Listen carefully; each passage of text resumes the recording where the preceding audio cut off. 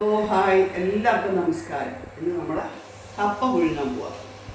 നമ്മൾ നാട്ടിൽ പോയപ്പോൾ വീട്ടിൽ കപ്പയുണ്ട്, വീട്ടിലയ്യത്ത് കൃഷി ചെയ്ത കപ്പയാണ്. അപ്പം വെള്ളം വെട്ടി തിളച്ചു, എൻ്റെ ഓവർ തിളച്ചു. അതിനുശേഷം കപ്പ വാരിയിടുകയാണ്. കപ്പ പുഴുങ്ങാനാണ്.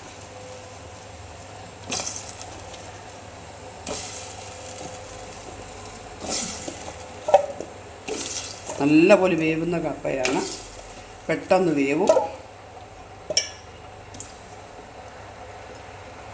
ഇച്ചിരി ഉപ്പും ഇട്ട് ഞാൻ അടച്ചു വെക്കുക.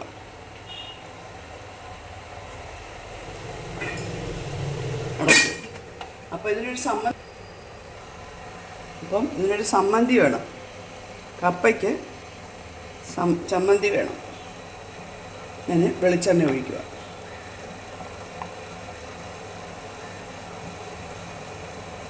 നല്ല പോലെ ഇച്ചിരി വെളിച്ചെണ്ണ ഒഴിക്കണം. അതിനകത്തോട്ടിടുന്നത് വറ്റൽ മുളക്, ചുമന്നുള്ളി ഏറെ വേണം. എത്ര ചുമന്നുള്ളി ഇടുന്നോ അത്രയും ആ സമ്മന്തിക്ക് രുചിയാണ്. എന്നിട്ട് ഉപ്പ്, പുളി,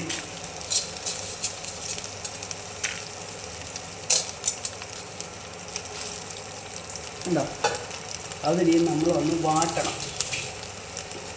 നല്ല പോലെ ഒന്ന് വഴറ്റണം.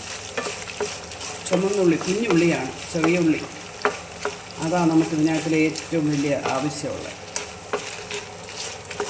ഇത് വഴറ്റി അരച്ച് നമുക്ക് സമ്മന്തി ഉണ്ടാക്കാം.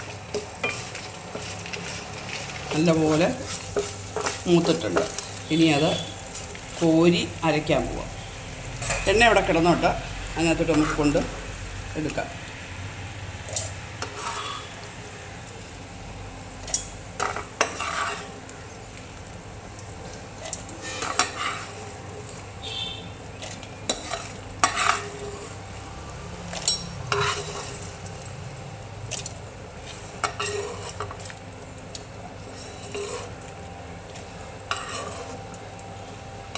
വെളിച്ചെണ്ണ അവിടെ കിടക്കട്ടെ. നമുക്ക് അതിനകത്തോട്ട് കൊണ്ടുവന്ന് ചേർക്കാം, ചാലിക്കാം. അരച്ചുകൊണ്ടേ കപ്പയും വേവാറായി. അരച്ചുകൊണ്ട് വന്ന സമ്മന്തിയാണ്. അതിൽ ഉള്ളിയുടെ കാര്യം പ്രത്യേകം പറയാം. ഉള്ളി എത്ര ചേർക്കുന്നോ അത്രയും സ്വാദാവും സമ്മന്തിക്ക്. കണ്ടോ, വെളിച്ചെണ്ണ നല്ലപോലെ ചേർത്തിട്ടുണ്ട്, പിന്നെയും ചേർക്കും. അപ്പോൾ നമ്മളിനി നമുക്ക് കഴിക്കാം. ഓക്കേ. സമ്മന്തിയൊക്കെ നല്ലപോലെ കൂട്ടും എല്ലാവരും, അത്ര നല്ല ടേസ്റ്റാണ്. കട്ടൻ കാപ്പി, ചമ്മന്തി, അതുപോലെ കടും കാപ്പി.